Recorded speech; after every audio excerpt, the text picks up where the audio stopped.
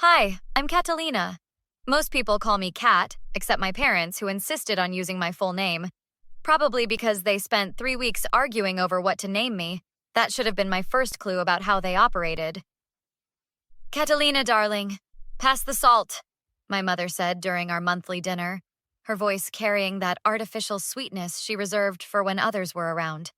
I slid the salt across the table. Here you go, Mom. My father cleared his throat. So, Jeremy's engagement party is coming up next weekend. Jeremy was my cousin, my father's sister's son, and we'd grown up together. I know, I already bought him and Melissa a gift, I replied, smiling. I found this amazing coffee maker they had on their registry. My parents exchanged a quick glance. Well, that's thoughtful, my mother said, dabbing her lips with a napkin. But perhaps you could give it to us to bring? The venue is quite small, you know. Very exclusive. I frowned. What do you mean?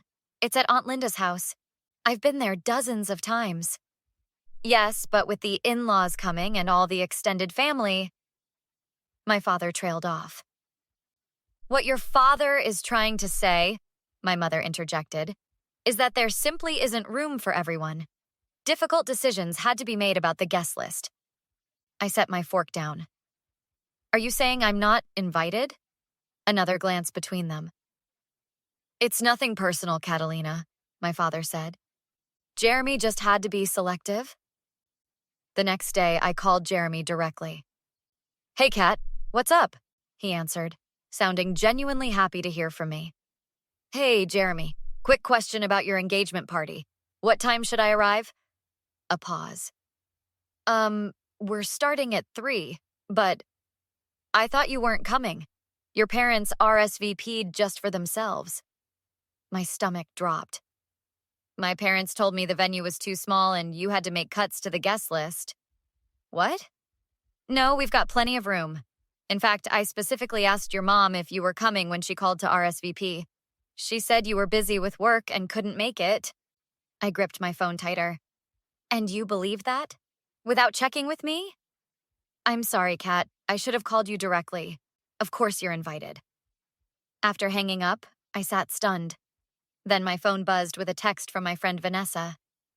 Hey girl, still need a ride to the venue setup tomorrow? Your mom mentioned you weren't going to Jeremy's party anymore when I ran into her at the grocery store. I called her immediately. What exactly did my mother say? I asked when she answered. Just that you weren't attending Jeremy's engagement thing. She seemed pretty pleased about it, actually. Said something about one less complication. Did she say anything else? Yeah, she was talking to Mrs. Peterson about how they'd finally managed to exclude you from a family event without causing suspicion. Kat, what's going on? I took a deep breath.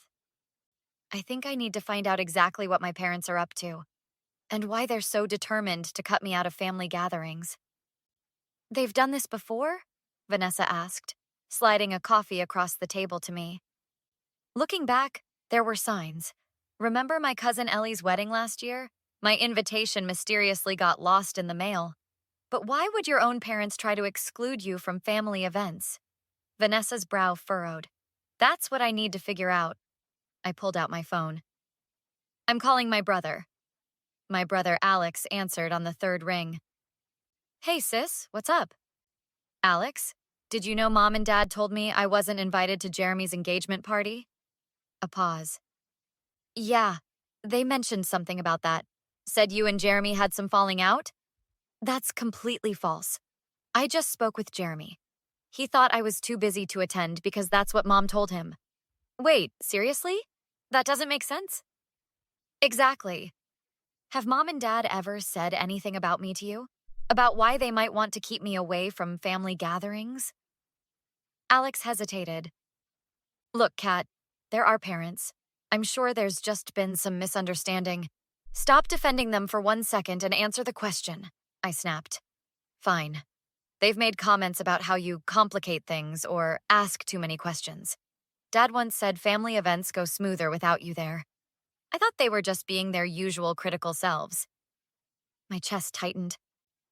Thanks for being honest. Next, I called Aunt Linda, Jeremy's mother. Catalina, how lovely to hear from you.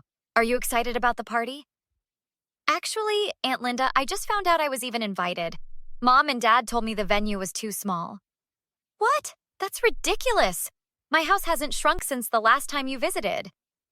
I know. Jeremy said Mom told him I was too busy to attend. A long silence. Catalina, I don't want to speak ill of my brother, but this isn't the first time your parents have interfered. What do you mean? At family gatherings, they often intercept conversations you try to have with certain relatives. I've noticed them steering you away from talking to your grandfather in particular. Grandpa Joe? Why? I'm not entirely sure, but I know Joe has been asking about you, wondering why you never speak to him at events, or why you've missed so many lately. After talking with 3 more relatives, I discovered a pattern. My parents had been systematically isolating me from certain family members for years, particularly my grandfather, who apparently had been trying to connect with me. I called my grandfather's nurse, Maria. He's been asking about you for months, Maria confirmed. Says he has important family matters to discuss with you before his time comes. Can I visit him tomorrow? Of course, he'd be delighted. I hung up and turned to Vanessa. I think I know what's happening, and I know exactly what I'm going to do about it. The day of Jeremy's engagement party arrived.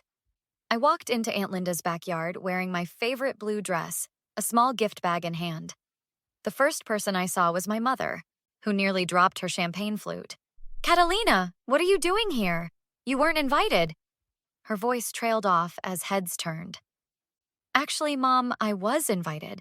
By Jeremy himself. Isn't that strange?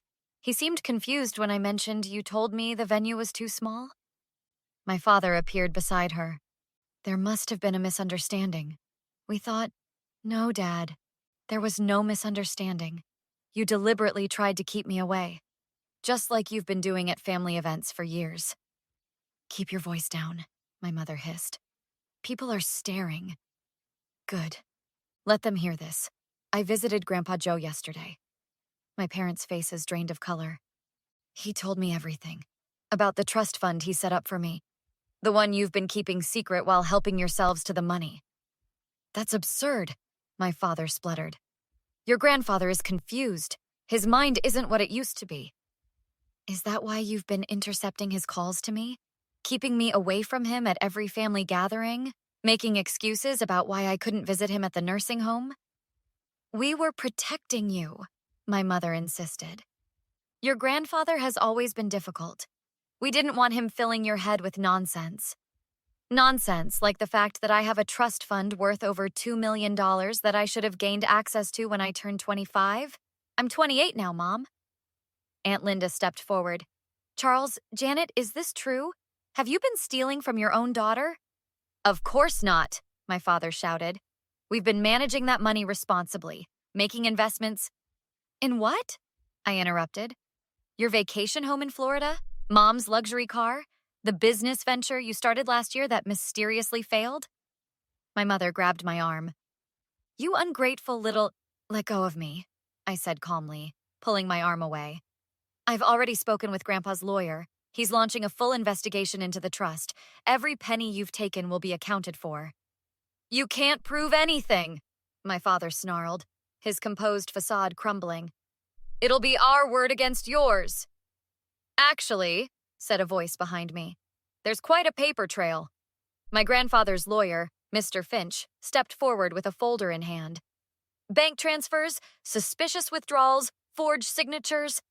More than enough for criminal charges. My father lunged toward me. You scheming little... Jeremy and Alex quickly stepped between us.